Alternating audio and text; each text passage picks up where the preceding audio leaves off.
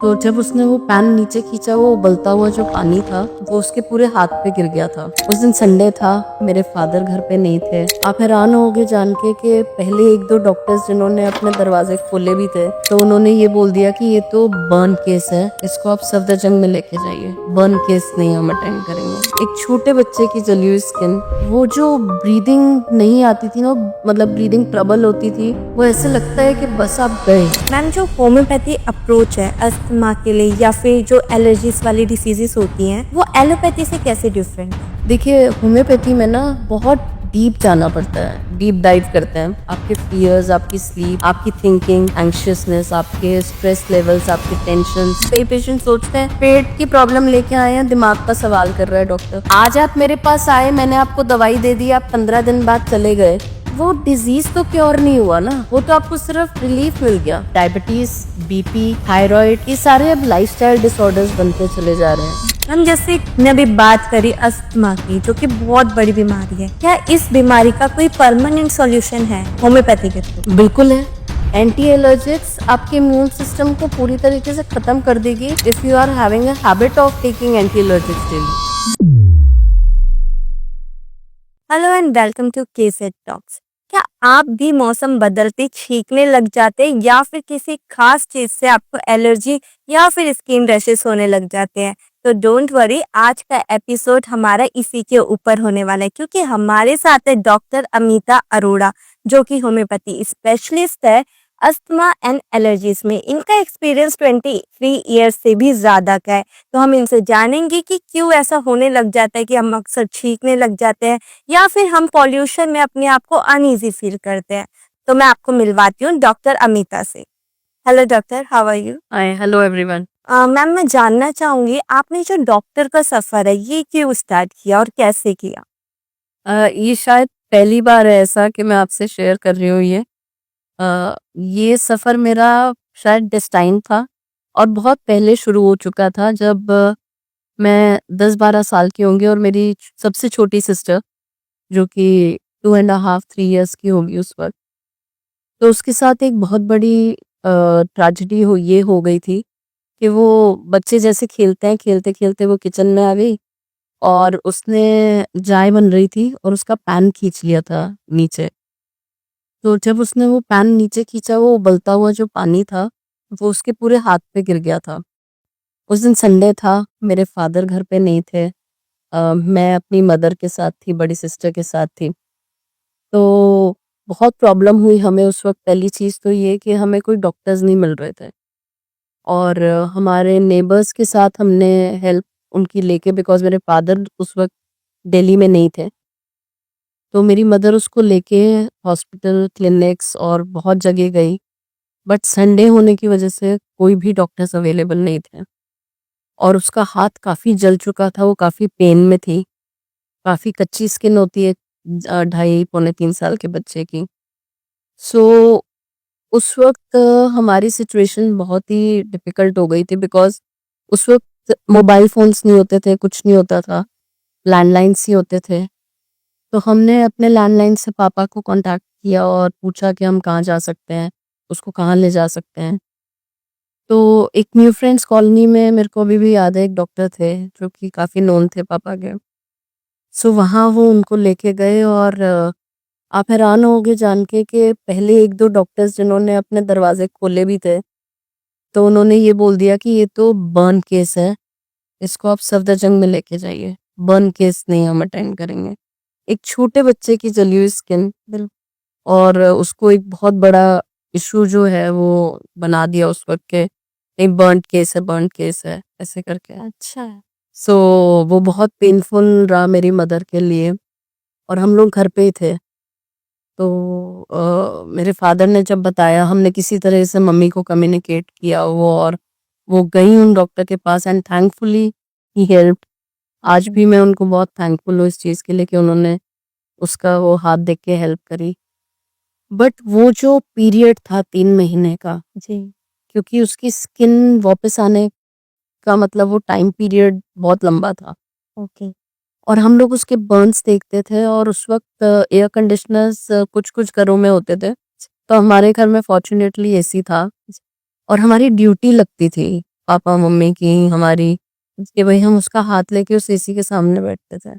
Okay, ताकि relief मिले। और मैंने जब अपनी मदर को देखा था उस पेन में कि भाई डॉक्टर कोई नहीं मिल रहा, और वो जब वापस आई तो वो कितने पेन में थी, बिल्कुल। रो रही थी वो काफी ज्यादा उसके हाथ को लेके, और वरी भी थी हमें कि कब ठीक होगा। जी। मैंने तभी सोच लिया था कि मैं एक डॉक्टर बनूंगी और मैं संडे को तो जरूर बैठूंगी। That's nice. और मेरा और मेरी छोटी सिस्टर का अटैचमेंट भी बहुत ज्यादा अभी तक भी है। तो जब मैं उसको अभी भी याद करती हूँ ना, तो मैं वापस से उसी मेमोरी में चली जाती हूँ कि अगर किसी को डॉक्टर नहीं मिलता तो क्या हालत होती होगी। बिल्कुल। तो मैंने तभी सोच लिया था, और फिर शायद धीरे धीरे मेरी मेहनत ने, मेरे पेरेंट्स के सपोर्ट ने, आई एम ब्लेस्ड कि I got very good parents and family, उनके सपोर्ट ने मेरे उस ड्रीम को पूरा किया। और डेस्टिनी ने साथ दिया, भगवान ने साथ दिया। जब कॉम्पिटिटिव एग्जाम्स हुए तो वो दिए भरे, और फिर हियर आई एम। यस, एक डॉक्टर बनना ही बहुत बड़ा चैलेंज है। बहुत बड़ा चैलेंज था, but I am thankful to God कि मैं होम्योपैथिक डॉक्टर बनी, यस। ताकि मेरे को किसी को ना नहीं बोलना पड़ता कि नहीं मेरे पास मत आओ या मैं ट्रीटमेंट नहीं करूंगी। राइट, उसमें ये है कि आप किसी का भी ट्रीटमेंट कर सकती हैं। बिल्कुल जी। मैम, कितना हार्ड रहा होगा एक छोटे से बच्चे को, वो भी जिस जो कि बर्न है, उसको इधर उधर लेके घूमना। वो बहुत पेनफुल पीरियड था, खासकर मेरी मदर के लिए तो डेफिनेटली था। बट उसके बाद वो जो हीलिंग वाला प्रोसेस था वो और भी ज्यादा पेनफुल था, क्योंकि आप सोचिए एक बच्चे को एक तो अपना हाथ ऐसे रख के रखना पड़ रहा है, ठीक है, ऊपर से वो जला हुआ, डीप जला हुआ उसका पेन, और उस पे स्किन ना दिखना, और वो डीप टिश्यूज दिखना उसके, वो एक पेन अलग था। और फिर फिक्र ये होती थी कि स्किन वापस आएगी नहीं आएगी, बिल्कुल। पूरा कवर होगा नहीं होगा। राइट। और एसी के सामने वो हमारा एक के बाद एक बैठना, तो किसी को 2 घंटे 3 घंटे, कि भाई उसको वो ठंडक लगती रहे, राइट। और वो आइस पैक्स लगाना उसको। तो वो था काफी पेनफुल पीरियड, लेकिन थैंकफुली गॉड ने हेल्प करी। और मुझे ऐसा लगता है कि शायद वो डेस्टाइन था होना, ताकि मेरे अंदर ये थॉट आए, वो पेन समझ पाऊं मैं कि एक पेरेंट क्या गुजरता है एक पेन से या एक सफरिंग से, बच्चे को कितनी तकलीफ होती होगी। बिल्कुल। तो शायद एक सीड वहीं डल गया था मेरे डॉक्टर बनने का। मैम, आपके डॉक्टर बनने की स्टोरी तो काफी इंस्पायरिंग है, लेकिन आपने रेस्पिरेटरी केयर में कैसे इंटरेस्ट लिया? इसकी भी एक स्टोरी है। ओके। सो मेरे को आज कोई प्रॉब्लम नहीं है ये कहने में और बताने में कि मैं खुद एक बहुत बड़ी अस्थमा सफर थी। ओके। और अगेन मेरे लिए बहुत बड़ा मेंटल ट्रॉमा था, टॉर्चर था। हमारा स्कूल चेंज हुआ था, तो 9th में मैं जिस स्कूल में गई थी वहाँ पे कंस्ट्रक्शन चल रही थी, तो बहुत मिट्टी हुआ करती थी, बच्चे मिट्टी में खेलते थे, लड़के उसी जगह क्रिकेट खेलते थे जहाँ हम पढ़ाई करते थे। तो उस डस्ट की वजह से ना धीरे धीरे मुझे अस्थमा डेवलप हो गया। ओ, और उस टाइम पे अस्थमा ना एक बहुत बड़ी बीमारी मानी जाती थी, क्योंकि दमा जनरली बोला जाता था कि बुजुर्गों को होने वाली बीमारी है। बिल आज से बहुत साल पहले की जी। राइट। में, more than 15-20 years, more than that. So जब मुझे वो अस्थमा हुआ तो मुझे सांस नहीं आती थी, और मुझे ऐसा लगता था मैं मर जाऊंगी। मतलब वो अस्थमा ने मेरे मेंटल फियर्स डेवलप कर दिए थे, तो मैं रात को सो नहीं पाती थी अकेले। मुझे ऐसे लगता था कि अब मैं मर गई बस, अब ये मेरी आखिरी सांस है। ओके। तो like every best parents do for their kids, मेरे पेरेंट्स ने भी मुझे अच्छे डॉक्टर्स को दिखाया। लेकिन और इससे अस्थमा से ज्यादा पेनफुल मेरे लिए क्या रहा, वो नेबुलाइजेशन, इनहेलर्स, वो दवाइयाँ, कड़वी दवाइयाँ जो मुझे लेनी पड़ती थी। मुझे ऐसा लगता था कि मैं कब इससे मतलब छुटकारा पाऊंगी। वो जब इनहेलर मुझे लेना पड़ता था तो मेरे मुंह में छाले हो जाते थे बहुत, और मुझसे खाया नहीं जाता था खाना, मैं कमजोर हो रही थी। फिर डॉक्टर्स के पास कोई और सॉल्यूशन नहीं था, तो they put me on steroids. Okay. वो स्टेरॉइड्स इतना ज्यादा टाइम चले मेरी लाइफ में कि मेरा वेट पुट ऑन होता चला गया, ओह माय गॉड। मेरे हेयर ग्रे होने शुरू हो रहे थे, मेरी विजन वीक हो रही थी। लेकिन ये उस टाइम नहीं समझ में आता था कि स्टेरॉइड्स का इफेक्ट हो रहा है। ओके। उस वक़्त तो ये लगता था कि ठीक है, दवाइयों से जितना जल्दी ठीक हो जाओ, उतना जल्दी अच्छा, बिकॉज़ आगे 10th थी जी। और मेरी एक मैम हुआ करती थी, टीचर थी मेरी, वो मुझे बहुत डिस्करेज करती थी। तुम कैसे डॉक्टर बनोगी? तुम तो 10 दिन ठीक से स्कूल नहीं आती, स्टडी नहीं करती और तुम्हें पता नहीं होता कि हम क्या पढ़ा रहे हैं, क्या नहीं पढ़ा रहे। 11th में जाके साइंस लेनी होती है, कैसे लोगी? सो मैंने उसको भी एक चैलेंज की तरह से लिया। उस वक़्त मैंने अपनी फिज़िकल बॉडी का ध्यान नहीं रखा। मैंने दवाइयाँ खाई, मैंने बोर्ड के एग्ज़ाम्स दिए, मैंने 11th में साइंस ली एंड भगवान ने शायद बहुत मेरा साथ दिया ज़िंदगी में, जिसके लिए मैं बहुत ग्रेटफुल हूँ और मेरे पेरेंट्स का बहुत साथ रहा है। सो मुझे अभी भी याद है कि मेरे पापा को कारपेट्स का बहुत शौक था। तो जब मेरे फादर को पता लगा कि डस्ट एलर्जी है मेरी बेटी को, उन्होंने रातों रात एक दिन में सारे वॉल टू वॉल कारपेट्स हटवा दिए, क्योंकि डॉक्टर ने उन्हें बताया कि वो सोते वक्त जो प्रॉब्लम इसको हो रही है, वो शायद जो कारपेट्स में ट्रैप डस्ट होती है, उसकी वजह से हो जाती है। क्योंकि मैं नहीं सो पाती थी, मेरा पिल्लो भी ऐसे रेस करके रखना पड़ता था या मेरे पापा को अपने हाथ पे सुलाना पड़ता था मुझे। ओके। सो वो जो ब्रीदिंग नहीं आती थी ना, मतलब ब्रीदिंग ट्रबल होती थी, वो ऐसे लगता है कि बस आप गए, आप बस अब ऊपर ही जाओगे सीधा और कोई सॉल्यूशन नहीं मिलता था। बट फिर मेरी 12th आई, 12th भी मैंने क्लियर करी इसी चैलेंजेस के साथ। लेकिन जब फिर मेरे फादर को किसी ने सजेस्ट किया कि आप इसको होम्योपैथी ट्रीटमेंट दिलवाओ, उससे इसका अस्थमा ठीक हो जाएगा। तो वहाँ पे एक लोकल डॉक्टर थे, उनको दिखाना पहले तो शुरू किया, फिर फॉर्च्यूनेटली मैंने जब ये एंट्रेंस वगैरह दिए तो मेरा एडमिशन हो गया पुणे में मेडिकल कॉलेज में, होम्योपैथिक मेडिकल कॉलेज में। वहाँ मुझे 4 साल होम्योपैथी लेनी पड़ी और वहाँ मैं बिल्कुल ठीक हो गई थी होम्योपैथी लेने के बाद। और वो मेरा ना एक विश्वास जाग गया उससे, कि एक तो कड़वी दवाइयाँ नहीं खानी पड़ रही मुझे, वो मेरे को मेंटल टॉर्चर नहीं सहन करना पड़ रहा, साइड इफ़ेक्ट्स नहीं आ रहे। तो मेरा ना एक अंदर फेथ बिल्डअप हो गया कि मेरे को साँस आने लग गई है, तो मतलब अब मैं किसी का भी ट्रीटमेंट ना होम्योपैथी से अस्थमा का कर सकती हूँ। ये सो ये विश्वास मुझे वहाँ से मिला। फिर मैं दिल्ली वापस आई, तो दिल्ली वापस आने के बाद मैंने जिस बहुत फेमस एलर्जी सेंटर में जॉइन किया, वो भी अगेन भगवान ने मेरी मदद की कि मैंने वहाँ बहुत कुछ सीखा and I am very thankful to my mentor, जिन्होंने मुझे सिखाया। और आज मैं अगर आपके सामने हूँ तो अपने पेरेंट्स और उन मेंटर की वजह से हूँ कि he has guided me very well. So that is how I chose asthma and allergies. और फिर टाइम के साथ-साथ ना मैंने देखा कि अस्थमा तो बहुत बढ़ गया। छोटे-छोटे बच्चों को अस्थमा हो रहा है, जो अभी बिल्कुल बॉर्न हुए हैं उनको अस्थमा हो रहा है। यस, कोई एज ही नहीं बची इस वक्त। कोई एज नहीं बची है बस अस्थमा के लिए। मैम, आपके लिए जो वाली कहावत है ना, पहले इस्तेमाल करो फिर विश्वास करो, वो पूरी सूट हो गई। बिल्कुल जी, बिल्कुल। मेरे पे तो बिल्कुल ऐसा लगता है कि एक-एक स्टेप जो मेरा ज़िंदगी में हो रहा था ना, ये वो इसीलिए हो रहा था कि मुझे अस्थमा एक्सपर्ट बनना था पूरी होम्योपैथी। डेस्टिनी था मतलब। यस। मैम, जो होम्योपैथी अप्रोच है अस्थमा के लिए या फिर जो एलर्जीज वाली डिसीजेस होती हैं, वो एलोपैथी से कैसे डिफरेंट है? देखिए, होम्योपैथी में ना बहुत डीप जाना पड़ता है, डीप डाइव करते हैं।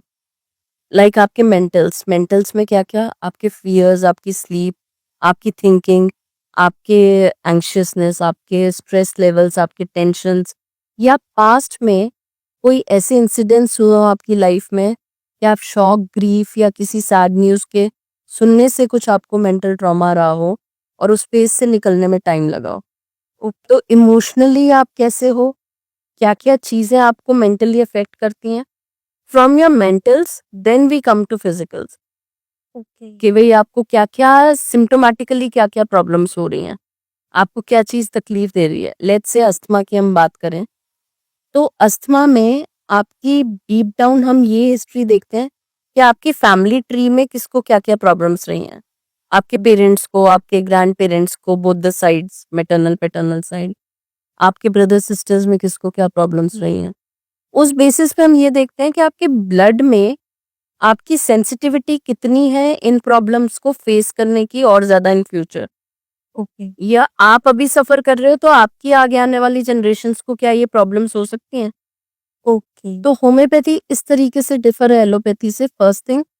सेकेंडली, हम लोग सिर्फ सिम्टम्स पे वर्क नहीं करते, आपके जैसे मैंने बोला मेंटल्स पे, आपकी इम्यूनिटी। अस्थमा में चैलेंज ही यही आता है कि इम्यूनिटी बहुत ज्यादा कॉम्प्रोमाइज होती है, तो जिसकी इम्यूनिटी कॉम्प्रोमाइज है उसको अस्थमा अटैक्स, एलर्जी अटैक्स ज्यादा आएंगे। ठीक है जी। सो एलोपैथी में क्या होता है, आपके सिम्टम्स पूछे जाते हैं, आपसे ये पूछा जाता है कि आपको हो क्या रहा है, और आपको दवाई दे दी जाती है। आपको और मुझे दोनों को अगर सेम प्रॉब्लम है तो हमारी सेम दवाई हो सकती है, लेकिन होम्योपैथी में हम दोनों की सेम दवाई नहीं होगी। ओके। होम्योपैथी में आपकी दवाई अलग होगी, मेरी दवाई अलग होगी अस्थमा की, और हमारा डिजीज एक है। ठीक है, क्यों? क्योंकि हमारी बॉडी टाइप अलग है, हमारा बॉडी स्ट्रक्चर अलग है, हमारा कॉन्स्टिट्यूशनल मेकअप जो है वो डिफरेंट है, हमारी फैमिली ट्री डिफरेंट है, हमारे जीन्स डिफरेंट है, right. In fact even in twins, twins की बात करूं मैं, दोनों को सेम प्रॉब्लम है, लेकिन तब भी दवाई अलग आएगी। ओके। मतलब as per immunity. As per your immunity, as per your family history, as per your constitution, जो आपके मेंटल्स फिजिकल्स सब चीजें ली जाती हैं, जितना वही एक पूरा ना क्वेश्चनेयर होता है हमारा। ओके। ठीक है, तो हमें अप्रोक्सीमेटली फर्स्ट विजिट पे 30-40 मिनट्स लगते हैं पेशेंट के साथ पूरी उसकी हिस्ट्री लेने में। ओके, तो मतलब ये साइकोलॉजिकली भी प्रिपेयर रहना पड़ता है इसके लिए। हाँ जी, हाँ जी, हम पेशेंट को बताते हैं, क्योंकि कई पेशेंट सोचते हैं पेट की प्रॉब्लम लेके आए हैं, दिमाग का सवाल कर रहा है डॉक्टर, जी। लेकिन ये जरूरी है होम्योपैथी में, ओके। क्योंकि अगर मैं वो सवाल नहीं करूंगी तो मैं उनके पेट का इलाज परमानेंटली तो नहीं कर पाऊंगी, सुपरफिशियल ट्रीटमेंट मिल जाएगा उनको। बिल- सो हम पेशेंट को एक्सप्लेन करते हैं कि ये क्वेश्चंस जो हैं वो बहुत ज़रूरी है आपकी रेमेडी तक पहुंचने के लिए। किसी की पर्सनल लाइफ में या पर्सनल लाइफ में इंटरफेयर करके उनसे सवाल निकालना हमारा पर्पस नहीं होता। ओके। मैम मैं ये जानना चाहूंगी, जैसे होम्योपैथी का जो प्रोसेस होता है काफी लॉन्ग रहता है, हाँ जी, तो वो कितना ज्यादा मैक्स कितना लॉन्ग रहता है? ये डिपेंड करता है क्रॉनिसिटी पे। देखिए, एक होता है एक्यूट डिजीजेस, एक्यूट हो गए जो कुछ दिनों से ट्रबल कर रहे हैं आपको।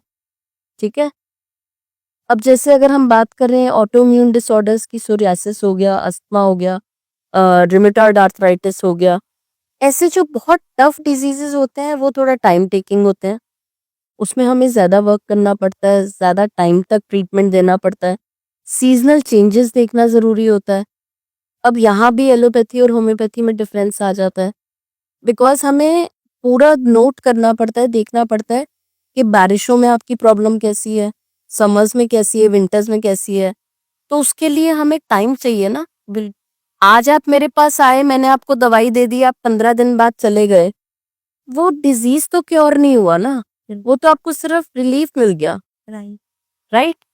अगर आपको अपनी प्रॉब्लम से 90 to 95% क्रॉनिक प्रॉब्लम्स की बात कर रही हूँ मैं, उसको ठीक करना है तो आपको अपने होम्योपैथिक डॉक्टर को 6-7 महीने से साल भर भी देना पड़ सकता है। एक्यूट प्रॉब्लम्स जैसे फीवर है, थोड़ी बहुत स्नीजिंग हो गई, कोई इचिंग हो गई छोटी मोटी, या कोई बर्न हो गया, एक्यूट प्रॉब्लम कुछ हो गई, तो उसके लिए होम्योपैथिक में बहुत अच्छा ट्रीटमेंट है, क्विक ट्रीटमेंट है। फीवर्स में मैंने बहुत अच्छा रिजल्ट दिया हुआ है, 2-2 3-3 घंटे में पेशेंट का फीवर नीचे आ जाता है, और शायद लोगों को ये लगता है कि होम्योपैथी धीरे काम करती है। It is about right dosages and the right treatment on right time. आप एक्सेस पोटेंसी भी नहीं दे सकते, स्ट्रेंथ जिसको बोलते हैं होम्योपैथी में, और आप उससे नीचे भी नहीं जा सकते। ओके, मतलब ये एक मिथ है कि वो बहुत लॉन्ग होता है। हाँ, ये एक मिथ है, वो डिजीज वाइज और आपकी इम्यूनिटी पे डिपेंड करता है। जिनकी बहुत कम इम्यूनिटी होती है, जिनका डिफेंस मैकेनिज्म स्ट्रांग हो सकता है उसमें और ज्यादा टाइम लगे होम्योपैथी से। हम जैसे कि अब देखा जाए, जैसे शुगर वगैरह में लोग कितना ज्यादा सालों से थायरोक्सिन वगैरह खा रहे होते हैं, तो वो भी एक लॉन्ग प्रोसेस हुआ। हाँ जी, बिकॉज ये लाइफस्टाइल डिसऑर्डर्स है, बिल्कुल। Diabetes, BP, thyroid, right. ये सारे अब लाइफस्टाइल डिसऑर्डर्स बनते चले जा रहे हैं। जेस्टेशनल डायबिटीज, प्रेगनेंसी के टाइम पे लेडीज को थायराइड हो जाता है, शुगर हो जाती है। तो इसमें होम्योपैथी बहुत अच्छा रोल प्ले करती है। जो सालों साल से एलोपैथिक मेडिसिन ले रहे हैं, मेरे पास एक पेशेंट है, he is approximately now, he must be around 90। Okay. उनको तो जब वो 30 इयर्स के थे तब से बीपी की मेडिसिन ले रहे हैं। आज की डेट में 15 मेडिसिन लेते हैं वो दिन की। Oh my. And when he actually came to me, he started his treatment for ulcerative colitis with me. Okay. I told him कि ये मेडिसिन जो है आपकी अल्सरेटिव कोलाइटिस के लिए अच्छी नहीं है, ये कम करनी पड़ेंगी over a period of time. और आज उनको मेरे से ट्रीटमेंट लेते लेते अप्रोक्सीमेटली 2-2.5 साल हो गए हैं। उनका अल्सरेटिव कोलाइटिस बहुत बेटर है, लेकिन अब वो अपने बीपी के लिए ले रहे हैं, बिकॉज उनको ये है कि भाई मैं मतलब इतनी सारी मेडिसिन दिन की नहीं ले सकता। और उनका बहुत हेल्दी लाइफस्टाइल रहा है, ऐसा नहीं है कि उनको मतलब जंक फूड खाने की आदत है। ऐसे एक और केस भी मैं आपको बताऊंगी बाद में, कि क्योंकि मैंने जैसे अस्थमा के पेशेंट्स मैंने बात करी, जी। मेरे पास 9 महीने से लेके 90 साल तक के पेशेंट्स हैं जो कि आते हैं अस्थमा के लिए। Oh my God. मतलब कितनी छोटी एज से और उतनी मतलब 90 साल। बिल्कुल जी, बिल्कुल आते हैं। और आजकल की तो एज ही लोगों की हो गई है जैसे कि 60 70। 40 में ही आजकल कार्डियक अरेस्ट हो रहे हैं। यस। अब मैं भी आपको रिसेंट बात बताती हूँ, ये संजय कपूर जी का हुआ कार्डियक अरेस्ट हाँ। का। आपने उसका कॉज देखा क्या है? नहीं। उनके अंदर एक हनी हुई मधुमक्खी चली गई थी, जिसने अंदर जाके उनको डंक मारा और उसकी वजह से उनको चोकिंग हो गई और धीरे धीरे वो कार्डियक अरेस्ट हो गया उनको। ओके। अब ये तो चलिए उन्होंने कैसे इनहेल करी या चली जी। गई वो मधुमक्खी अंदर, बट अगर आपकी स्किन पे भी मधुमक्खी या कोई इंसेक्ट बाइट हो जाती है, कुछ है, इन चीजों के लिए भी होम्योपैथी में बहुत अच्छा ट्रीटमेंट है ओके। और बहुत अच्छा रिजल्ट देता है। आने वाले टाइम में future of medicine is homeopathy. Okay. ये actually I also believe that is good, that is good चीज।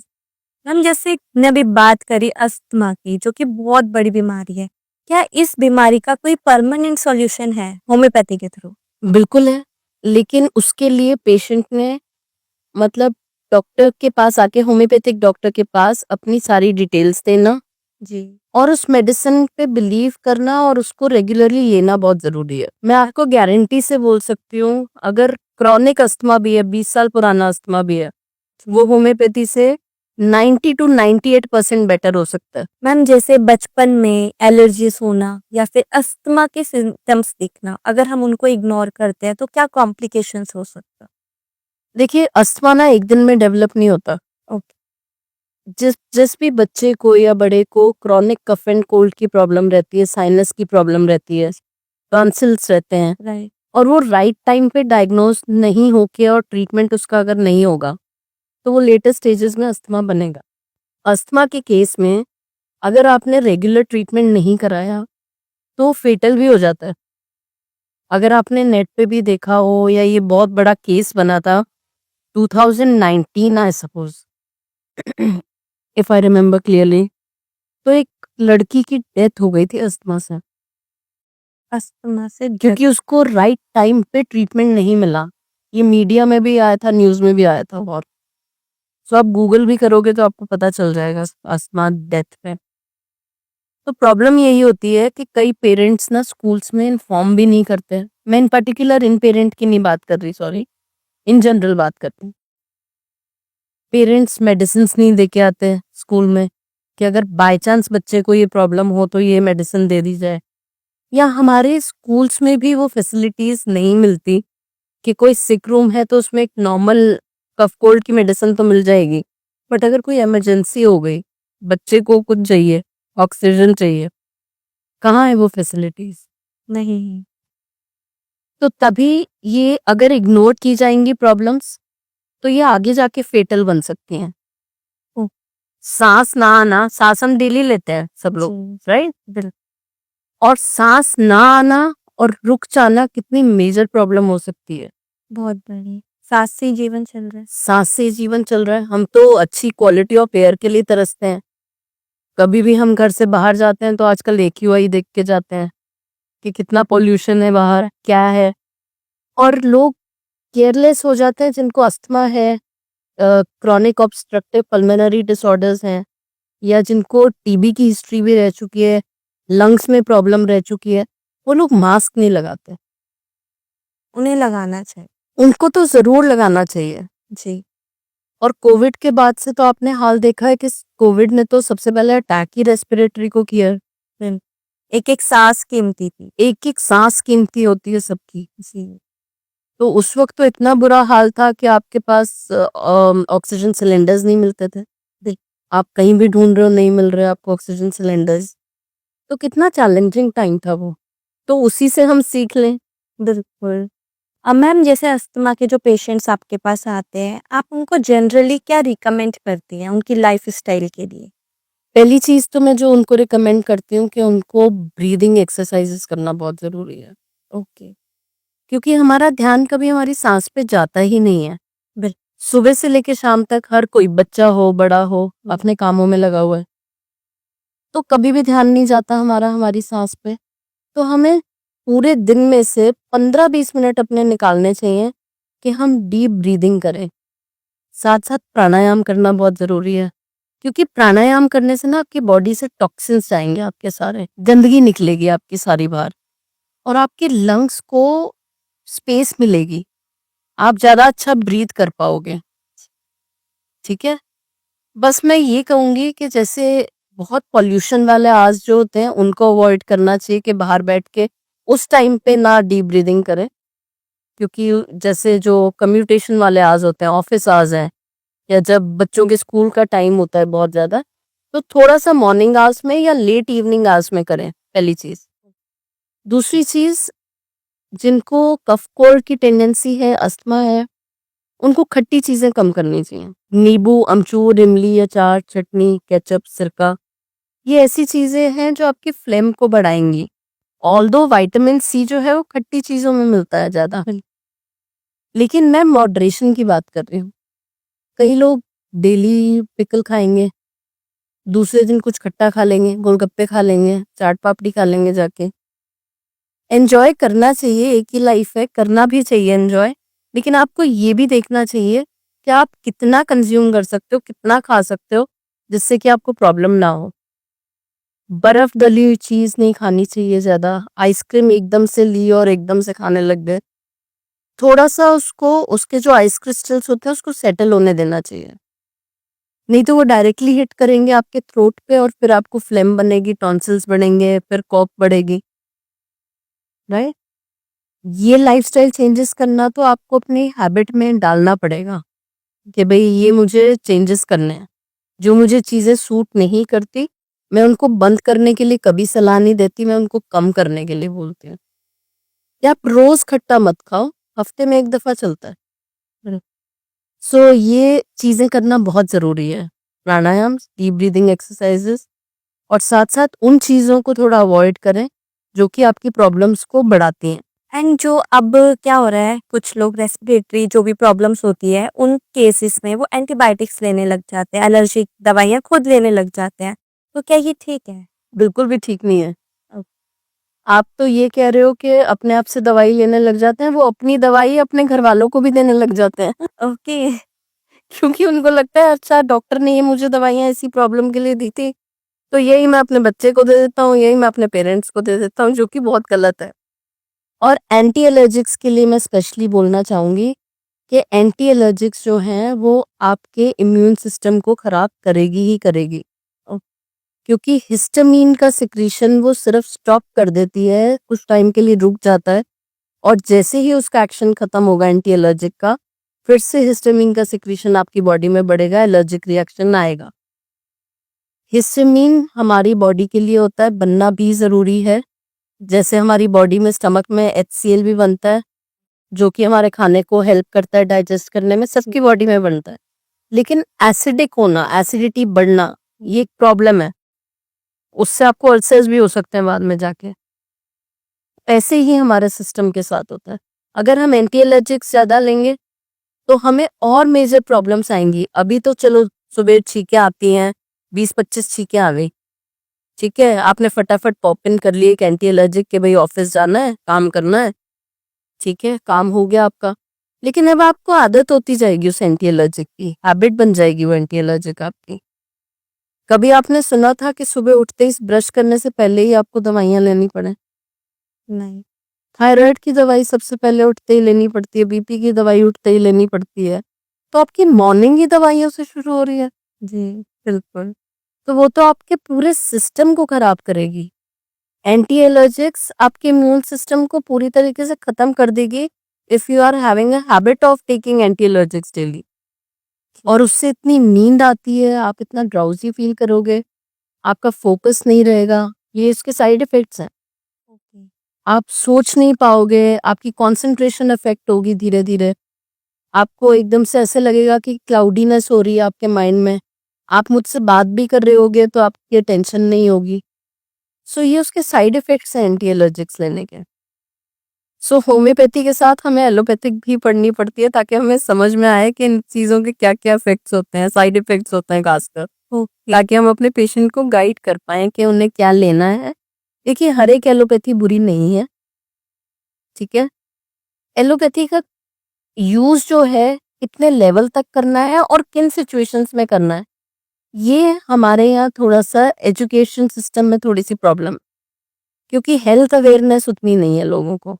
अब लास्ट मैं कहूँगी कि शायद लास्ट 20 साल से लोग बहुत ज़्यादा अवेयर हो गए हैं हेल्थ के बारे में, तो अब थोड़ा-सा लोगों को घंटी बजती है कि अरे! मैं पहले देख तो लूँ कि भई इसका क्या इफ़ेक्ट आ रहा है मेरी बॉडी पे, क्या नहीं आ रहा, राइट। ठीक है? यस। ऐसे ही जितने मेंटल हेल्थ सिम्पटम्स होते हैं ना, डिप्रेशन, एंग्जायटी और जिन लोगों को सुसाइडल थॉट्स आते हैं, इसमें एलोपैथी बहुत लॉन्ग टर्म तक बिल्कुल अच्छी नहीं है। वो सप्रेस कर देती है। बिल्कुल एग्ज़ैक्टली। वो सप्रेस भी कर देती है और जब उसका इफ़ेक्ट खत्म होगा ना, वो फिर बढ़ के आएगी प्रॉब्लम नेक्स्ट टाइम। तो होम्योपैथी मेंटल हेल्थ केसेस में भी बहुत अच्छा वर्क करती है। डॉक्टर अमीता, अभी तक आपने इतने सारे केसेस सॉल्व किए होंगे, तो कोई ऐसा मेमोरेबल केस है आपके पास जो आप हमें बताना चाहेंगी? ऐसे तो मैंने बहुत केसेस होंगे जो मेरे लिए मेमोरेबल हैं, लेकिन एक केस मैं ज़रूर बताना चाहूँगी। मैंने 9 महीने से लेके, जैसे मैंने आपको कहा, 90 साल तक के जी। पेशेंट्स ट्रीट किए हैं। तो मेरे पास एक बुज़ुर्ग आए थे, उनकी एज तब 90 साल थी ओके। और तब उनको अस्थमा का ट्रीटमेंट 50 साल से था। अस्थमा प्रॉब्लम, सॉरी, 50 साल से थी और उनको अस्थमा का ट्रीटमेंट ठीक से मिल ही नहीं रहा था। ओके। वो बहुत लॉन्ग टर्म तक इन्हेलर्स, नेबुलाइजर्स चेंज कर रहे हैं, डॉक्टर, पल्मोनोलॉजिस्ट सब दिखा लिया उन्होंने, लेकिन उनको कोई रिलीफ नहीं आया। तो जब वो आए मेरे पास, तो पहले तो मुझे ये भी हैरानी हुई कि भई इनको अभी तक ट्रीटमेंट नहीं मिल पाया। हाँ, 90 साल 90 साल, 50 साल से वो अस्थमा झेल रहे थे। बिल्कुल। उनकी एक लाइन मुझे आज भी याद है। उन्होंने मुझे कहा था कि बेटा तू ना मुझे इतना ठीक कर दे बस, कि मैं जो अपनी आखिरी सांस लूंगा ना, वो मैं अस्थमा वाली आखिरी सांस नहीं लेना चाहता। तो मेरी आगे की जितनी भी जिंदगी है, 6 महीने, साल, 2 साल, क्या तू उसको ठीक कर सकती है, क्या बेहतर कर सकती है? और उन्होंने इतना मुझे रिगार्ड दिया उस वक्त, मुझे लगता था इतने बड़े हैं मुझसे उम्र में, लेकिन वो मुझे जिस तरीके का रिगार्ड दे रहे थे, तो मुझे एक कनेक्शन महसूस हुआ बहुत ज़बरदस्त। और मैंने उनको कहा कि सर, मैं आपके लिए जो बेस्ट हो सकेगा डेफ़िनेटली करूँगी। अपना पूरा सिंसियर एफ़र्ट दूँगी कि मैं आपको एटलीस्ट, मैं आपकी जो आगे की जितनी भी लाइफ़ है, भगवान करे आप 100 साल से भी ऊपर जिएँ, मैं उसको बेहतर कर दूँ। देखिए, वो रिवर्सिबल नहीं था बिल्कुल भी अस्थमा। 50 साल पुराना अस्थमा 100% क्योर नहीं हो सकता at 90 years of age. Yes, वो एज बट मैं उनकी विल पावर को भी सल्यूट करती हूँ कि उनको 90 साल की उम्र पे मेरे पास आना था कि मेरे को ठीक कर दो। मतलब मेरे पास या किसी भी डॉक्टर के पास वो जा रहे थे, वो ठीक होना चाहते थे। उनके अंदर ये विल पावर स्ट्रांग थी कि मुझे ठीक होना है और मुझे अस्थमा से नहीं मरना। तो इनफैक्ट मुझे उनके अभी भी ये चीज़ ध्यान है, वर्ड्स, कि मेरे ना डेथ सर्टिफिकेट पे कॉज में ये नहीं होना चाहिए, नेचुरल डेथ होनी चाहिए मेरी, अस्थमा नहीं होना चाहिए। मतलब कितना ज़्यादा उनको प्रॉब्लम हो रहा होगा। और देखिए, अगेन मैं जब सोच पाई तो मैंने ये सोचा कि मेरे को भी तो अस्थमा से कितनी प्रॉब्लम हुई थी। मैं कितनी छोटी थी, मेरी एज कम थी और उन मेडिसिन्स के कितने साइड इफ़ेक्ट्स मैंने झेले। तो उन्होंने मुझे जब अपनी प्रिस्क्रिप्शंस भी दिखाई थी ना, इतनी मोटी फाइल थी उनकी। अच्छा। और मुझे 2 दिन लगे थे उस फाइल को पढ़ने के लिए, क्योंकि हर एक प्रिस्क्रिप्शन अलग थी, हर एक प्रिस्क्रिप्शन अलग थी, लेकिन घूम फिर के सॉल्ट एक ही आता था उसका। मेडिसिन्स के नाम तो अलग-अलग हैं, हर एक डॉक्टर ने अलग-अलग अपनी मेडिसिन दी हुई है, लेकिन घूम फिर के सॉल्ट्स आते थे एक ही। तो कहाँ से रिलीफ आएगा उस बंदे को? हुँ। क्योंकि उस मेडिसिन से आ ही नहीं रहा है रिलीफ। फिर उनके दिन में 2-2 3-3 पफ्स, 2 बार 3 बार नेबुलाइज़ेशन। थैंकफुली उनके बच्चे बहुत अच्छे थे कि वो लेके आए उनको। राइट। ऑल्दो वो व्हीलचेयर पे थे उस टाइम, क्योंकि चलते ही उनको साँस फूलता था। But he was very active. वो अपने सारे दिन के काम कर लेते थे और किसी पे डिपेंडेंट नहीं थे और प्राणायाम्स करते थे, सब कुछ करते थे। बट वही होता है ना कि जिसको जिससे ठीक होना होता है उसी से होता है। अब वो नहीं है इस दुनिया में, लेकिन जितना टाइम वो मेरे पास रहे, मैं आपको एटलीस्ट ये कह सकती हूँ कि he was 80 to 90% better with his breath and went happily. he went happily. That's nice.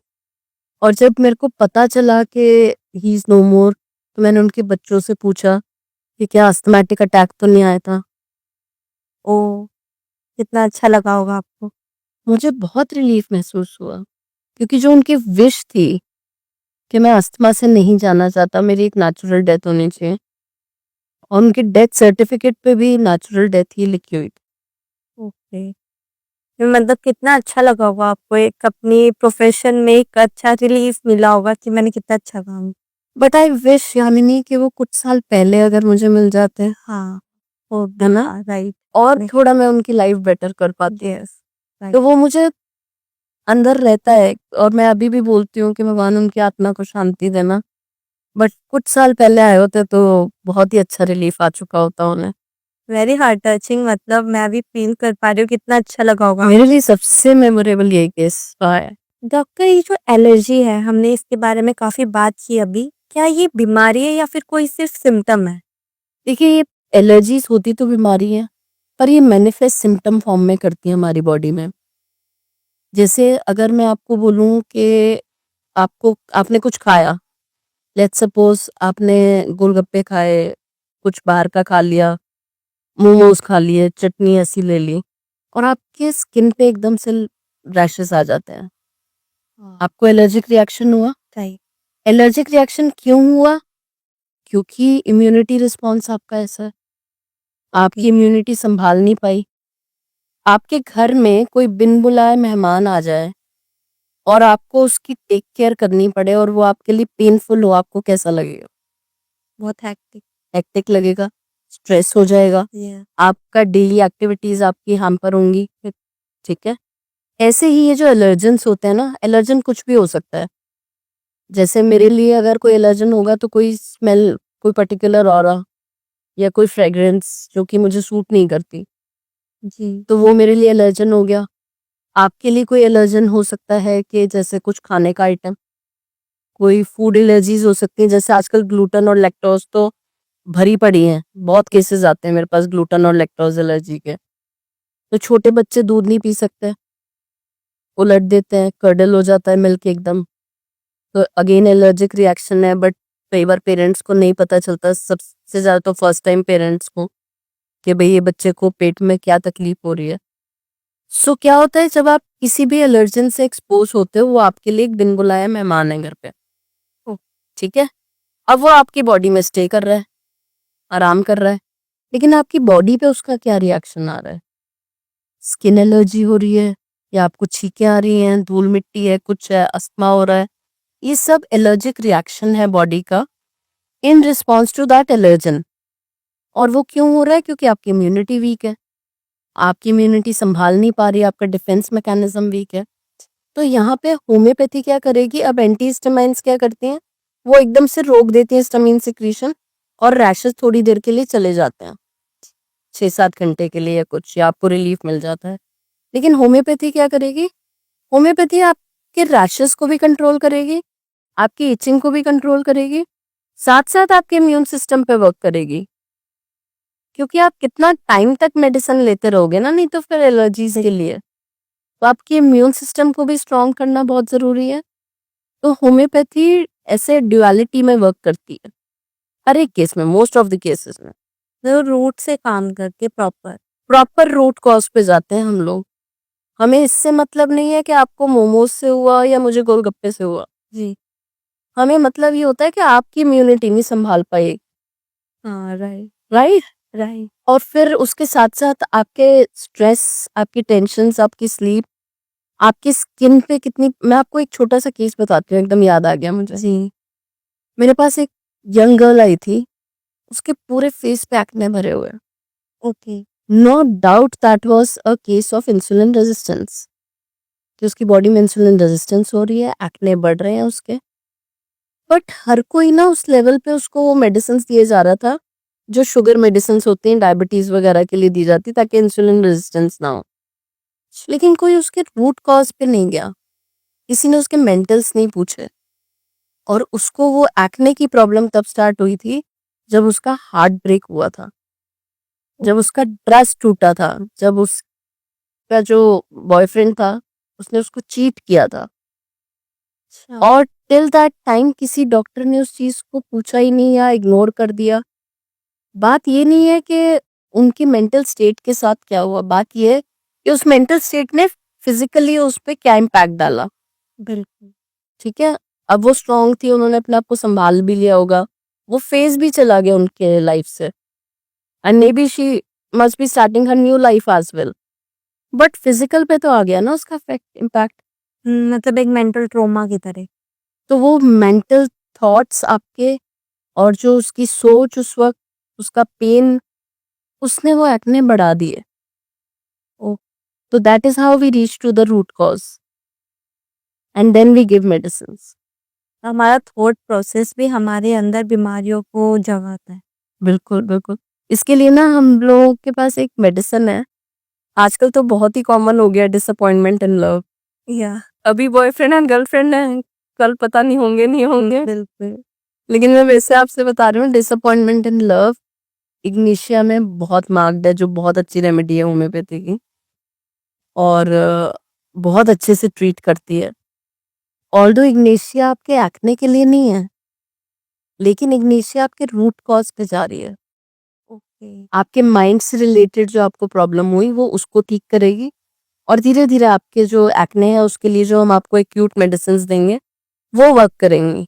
अच्छा, तो मतलब कैसे करती है? मतलब क्या हमारे अंदर जो मेंटल थॉट्स होते हैं उनके साथ वो ठीक करती देखो, कोई भी मेडिसिन ना आपके नेचर को तो नहीं बदलेगी जी, कोई शॉर्ट टेम्पर्ड को एकदम ऐसे तो नहीं कर देगी कि बिल्कुल काम बैलेंस्ड हो जाए, बिल्कुल। लेकिन आपके माइंड के लेवल पे जाके वो रेमेडीज जो हैं आपकी मेंटल हेल्थ को इम्प्रूव करते चले जाते हैं। मेंटल हेल्थ इम्प्रूव होती चली जाती है। जिस ट्रॉमा में या सैडनेस में, जिस भी डिसअपॉइंटमेंट में आप रहे हो, उसका जो पोस्ट इफेक्ट आपकी मेंटल हेल्थ पे पड़ा, आपके थॉट प्रोसेस पे पड़ा, उसको वो बैलेंस करती है। क्योंकि ये चीज भी तो आपकी इम्यूनिटी को कमजोर कर देगी ना। राइट। आप अगर रात को 8 घंटे नहीं सोओगे तो आपकी इम्यूनिटी खराब होगी होगी। आपने अभी एंटी एलर्जिक्स की बात की, एंटी एलर्जिक्स आपकी इम्यूनिटी खराब करेगी, एंटीबायोटिक्स जो है वो आपकी इम्यूनिटी खराब करेगी। अगर एक स्टेज से ज्यादा रिक्वायर्ड नहीं है एंटीबायोटिक्स, और आजकल तो 21-21 22-22 दिन की एंटीबायोटिक्स चल रही हैं जो कि जरूरी नहीं होती, और वो भी रिलीफ नहीं दे पा रही हैं, तो आपकी इम्यूनिटी तो स्पॉइल होगी होगी।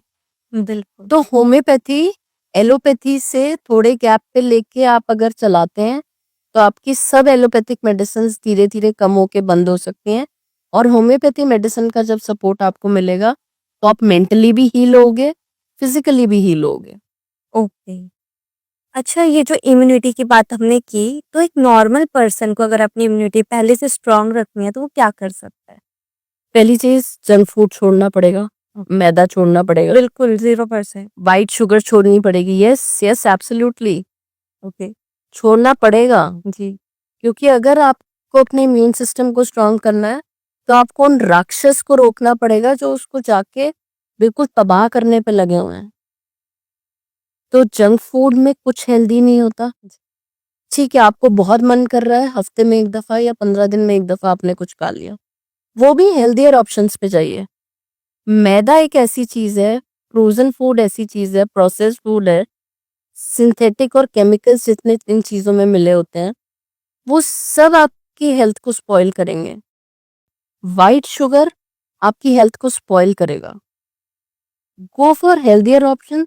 शुगर देखिए आपको खाने से भी मिल जाएगी। आपका लिवर जो है, आपने अगर चावल रोटी खाई है ना, जितना आपकी बॉडी की रिक्वायरमेंट है उतना खाना खा रहे हो, आपका लिवर सपोर्ट करेगा आपको उसको शुगर में कन्वर्ट करने में। ठीक है, इधर से इंसुलिन हेल्प करेगा उसको बाकी आपके सेल्स में एनर्जी की तरह से डिवाइड करने में।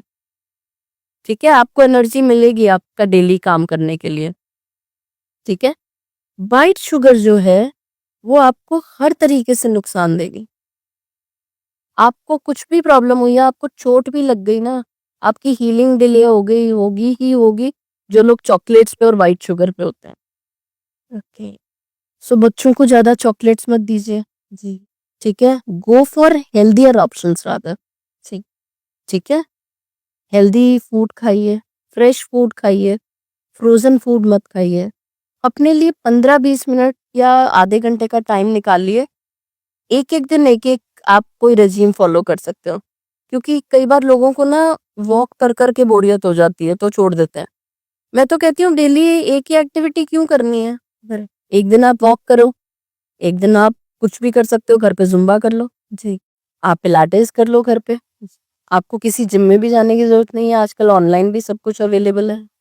तो एक एक्सरसाइज तो डेली की रखो आप। ओके। ठीक है, दूसरी चीज कि अपनी हॉबीज को मत भूलो। जो आपके अंदर से मन आता है ना, आपको बुक रीड करना अच्छा लगता है, बुक पढ़ो। म्यूजिक सुनना अच्छा लगता है, म्यूजिक सुनो। चाहे आपने ये 15-20 मिनट निकालो, तो आपकी हॉबी क्या करेगी, आपको डी स्ट्रेस करेगी। जी। सो बॉडी को डी स्ट्रेस करना बहुत जरूरी है, क्योंकि स्ट्रेस आजकल सबको ही है, बच्चे को भी है, बड़े को भी है, सबको है स्ट्रेस।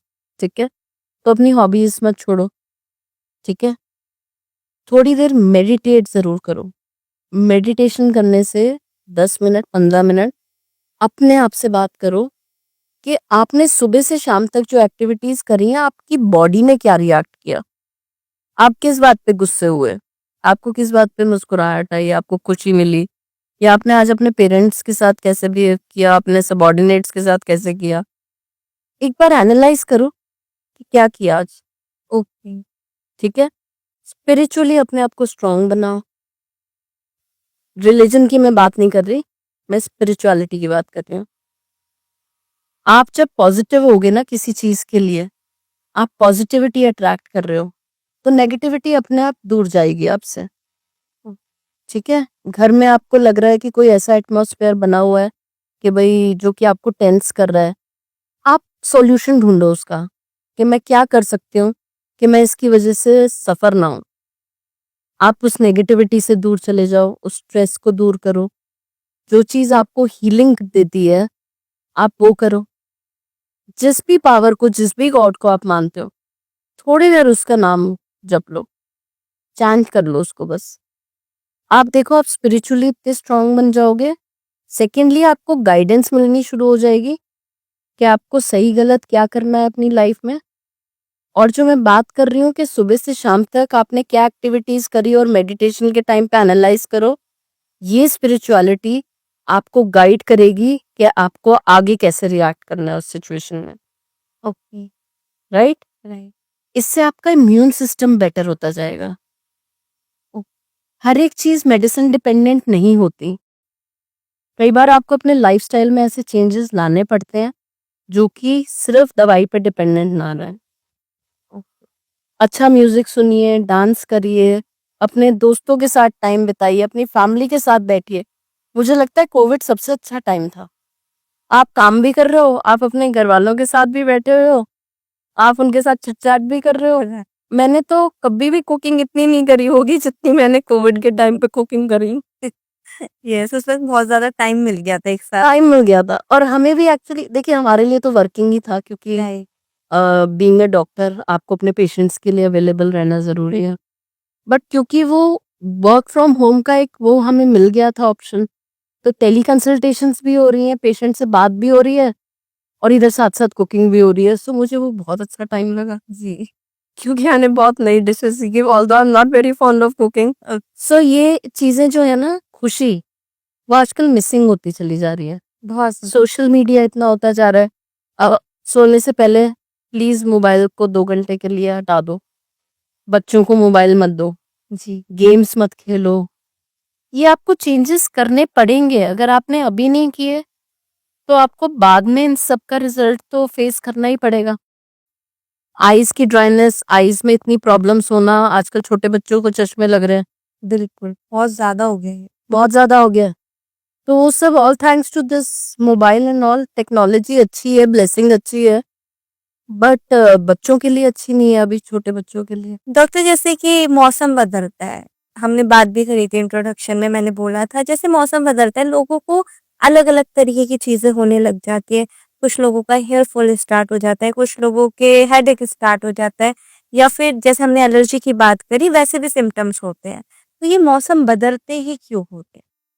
देखिए, हमारी बॉडी में ना अडैप्टेबिलिटी होती है एक मौसम के लिए। जी, लेकिन अनफॉर्चुनेटली अब क्या होने लग गया है, बिन बादल बरसात हो जाती है, पता भी नहीं चलता। अभी तो धूप होती है और 4-5 बजे एकदम डस्ट स्टॉर्म आ जाती है, बारिश होनी शुरू हो जाती है। तो एक तो मौसम बहुत अनप्रिडिक्टेबल हो गया आजकल, क्योंकि ग्लोबल वार्मिंग इतनी हो रही है। लेकिन उसके साथ-साथ ना हमारी बॉडी की अडैप्टेबिलिटी भी बहुत खराब हो गई है। पहले क्या होता था कि जैसे सर्दियाँ खत्म हो रही हैं, पता है कि गर्मियाँ आने वाली हैं, तो क्या-क्या चीज़ें हमें करनी है, क्या चेंजेस करने हैं खाने के आइटम्स में और क्या हमें अपनी हेल्थ के लिए और इंट्रोड्यूस करना है, वो सब लोगों को पता था। ठीक है? उस वक़्त अवेयरनेस भी इतनी होती थी, लोग वॉक भी बहुत करते थे। ठीक है? अब क्या हो गया है कि अब लोगों की बॉडी जो है अडैप्टेबिलिटी लेती ही नहीं है। पहली बात, आप लोग ज़्यादा वॉक नहीं करना चाहते, थोड़ी दूर पे भी जो है हम लोग जो है गाड़ी निकाल लेते हैं अपनी। बिल्कुल। ठीक है जी? दूसरी चीज़, हम लोगों को एसी एनवायरनमेंट बहुत मिल गया है।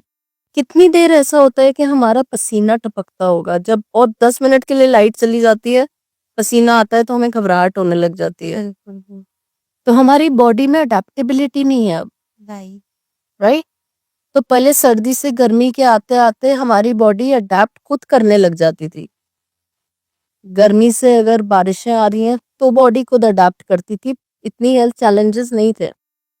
फूड हेल्दी मिलता था क्योंकि अच्छे एनवायरनमेंट में फ्रूट्स वेजिटेबल्स ग्रो होते थे, राइट? अब जो फ्रूट्स वेजिटेबल्स ग्रो हो रहे हैं वो सब सिंथेटिक और केमिकल फर्टिलाइजर्स में हो रहे हैं, राइट? आपको गर्मी में आम का स्वाद नहीं मिलता, कोई भी सीजनल फ्रूट आ रहा है वो अच्छा नहीं लगता। तो कहाँ से हमारी स्ट्रेंथ बनेगी, कहाँ से हमारी इम्यूनिटी या अडेप्टेबिलिटी टू सीजनल चेंज होगा? बिल्कुल, राइट। ठीक है? जो छोटा बच्चा है वो एसी कमरे में ही पैदा हो रहा है, हुँ, एसी से निकला, गाड़ी में आया, एसी। ए मेरे पास इतने पेशेंट आते हैं, इतने कुछ मंथ्स के ही हैं अभी, अच्छा, और अगर एसी ना चल रहा, वो सोते ही नहीं है। छोटे बच्चे। छोटे बच्चे, मतलब पेरेंट्स का बुरा हाल हो जाता है कि बच्चा क्यों रो रहा है, ओके, तो उसको एसी चाहिए ही चाहिए। एडेप्टेबिलिटी।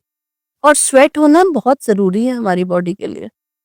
टॉक्सिन्स हमारे वेस्ट से ही निकलेंगे ना सारे, बिल तो जब पसीना ही नहीं आएगा तो फिर टॉक्सिन्स कहाँ से निकलेंगे? हाँ, बिल्कुल, थोड़ा बहुत तो आना चाहिए। बिल्कुल, हमारी बॉडी का वेस्ट है, urine, stools, sweat, this is all waste of our body. जैसे काफ़ी लोग सोचते हैं जैसे कि होम्योपैथी की जो गोलियाँ होती हैं, वो मीठी-मीठी गोलियाँ होती हैं, वो कैसे असर करेगी किसी के ऊपर? तो इसके ऊपर आपका क्या कहना है?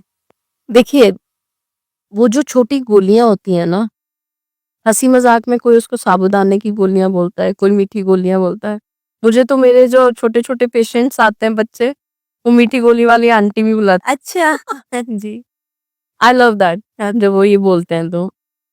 ये जो छोटी-छोटी मीठी गोलियाँ होती हैं, हम सिर्फ़ वही नहीं देते हैं पेशेंट्स को। ओ हर एक पेशेंट की एक अलग मेडिसिन होती है। हमारी ना इतनी मोटी बुक है, आई विश मैं लेके आई होती, आपको दिखाती। 200 से ऊपर मेडिसिन्स हैं उसके अंदर, जो हम पढ़ते हैं। और हर एक पेशेंट के लिए अलग रेमेडी निकल के आती है, जैसे मैंने बताया जी कॉन्स्टिट्यूशन पे। तो आप कितनी मेडिसिन को प्लासिबो दे दोगे? सही बात।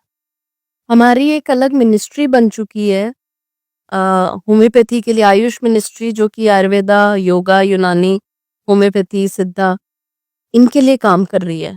ओके अगर कोई मेडिसिन सिर्फ एक प्लासिबो इफेक्ट है तो उसके पीछे इतना काम नहीं हो रहा होता, इतना रिसर्च नहीं हो रही होती, राइट उसके इतने कॉलेजेस नहीं होते हैं उसको पढ़ने के लिए, उसमें एडमिशन्स के लिए। तो इतने डॉक्टर्स बन रहे हैं, अब होम्योपैथिक डॉक्टर्स आ रहे हैं। मैं सिर्फ इंडिया की बात नहीं करूंगी, मेरे इतने इंटरनेशनल पेशेंट्स हैं बिकॉज उनको वहाँ होम्योपैथिक ट्रीटमेंट नहीं मिलता। तो फिर जब वो इंडिया आते हैं या इंडिया से कोई उनका रिलेटिव जा रहा है तो वो मेडिसिन लेके जाते हैं। सो हर एक चीज प्लासिबो इफेक्ट नहीं है जी। और प्लासिबो कितना वर्क कर लेगी? मैं कहती हूँ आप कितने लोगों को बेवकूफ बना लोगे, एक को, दो को? प्लासिबो मतलब वो मीठी मीठी गोली। प्लासिबो मीन्स कि आप सिर्फ एक साइकोलॉजिकल इफेक्ट दे रहे हो पेशेंट को कि भाई आपको दवाई खिलाई जा रही है। मेरे पास इतने पेशेंट्स हैं, मेरे पास क्या, कितने भी जितने भी होम्योपैथिक डॉक्टर्स हैं, हर एक के पास अलग अलग तरीके के केसेस आते हैं। अब तो HIV में, कैंसर में, ऐसे जो कि इनक्योरेबल प्रॉब्लम्स थी बिल्कुल, जिनका कोई ट्रीटमेंट नहीं था, सर्जिकल केसेस, उनके लिए होम्योपैथी इतना अच्छा वर्क कर रही है।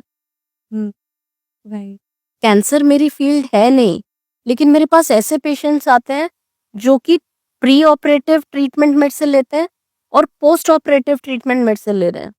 ओके किसी का फिस्टुला है, वो ऑपरेट हुआ है, उनको उसके बाद का ट्रीटमेंट चाहिए मुझसे, या कैंसर कुछ ट्रीट हुआ है और उसके बाद का ट्रीटमेंट चाहिए, क्योंकि वो मेडिसिन जो है या कीमोथेरेपी है उनकी इम्यूनिटी को स्ट्रांग नहीं कर पा रही और उनको स्ट्रेंथ नहीं दे पा रही। तो उनको जो बाकी डिजीजेस हो रहे हैं, बाहर से भी तो अटैक हो रहा है ना डिजीजेस का, राइट कोविड फिर से आ रहा है, जी ठीक है? बिल्कुल तो ये जो डिजीज का अटैक है वो उनको कैसे हील करेगा? सो आप हर एक केस में प्लासिबो इफेक्ट नहीं चला सकते। कुछ देखिए ऐसे केसेस होते हैं, मैं ये जरूर मान सकती हूँ कि जिनको साइकोलॉजिकली पेशेंट को लगता है वो बीमार होते नहीं है, ओके उन्हें लगता है उन्हें लगता है जैसे वो बीमार है। जी। एक फैमिली आती है, तो लेडी को बहुत प्रॉब्लम्स हैं, जी। कभी उसको यहाँ दर्द है, कभी उसको यहाँ है, जी। कभी उसको कुछ है। तो उसके हस्बैंड ने भी मुझे बोला और उसकी सासू माँ ने भी मुझे बोला कि मैम आप तो ना इसको बस कुछ दवाई ऐसी दे दो कि इसको लगे कि ये दवाई खा रही है, ये ठीक हो जाएगी। ओके ठीक है? जी so that is what is called placebo effect. Although हम ऐसा करते नहीं है क्योंकि हम नहीं कर सकते, हमारे प्रिंसिपल्स के अगेंस्ट चाहिए। आपको पूरी केस हिस्ट्री लेनी है, आपको सिम्टम्स लेने हैं, वो तो उनको लग रहा है ना कि इसको कुछ ना कुछ हो रहा है, हाँ हाँ उसको जनरली ट्रीटमेंट की जरूरत हो। सही बात ठीक है? तो आप हर जगह साइकोलॉजिकल इफेक्ट नहीं चला सकते। ठीक है? और इतने क्रॉनिक एलर्जीज ठीक हो रही हैं हमने अब होम्योपैथी से, अस्थमा ठीक हो रहा है होम्योपैथी से, सारी एलोपैथिक मेडिसिन कम होती चली जा रही हैं। कितना अच्छा हो रहा है ये इनफैक्ट कितना अच्छा हो रहा है इनफैक्ट।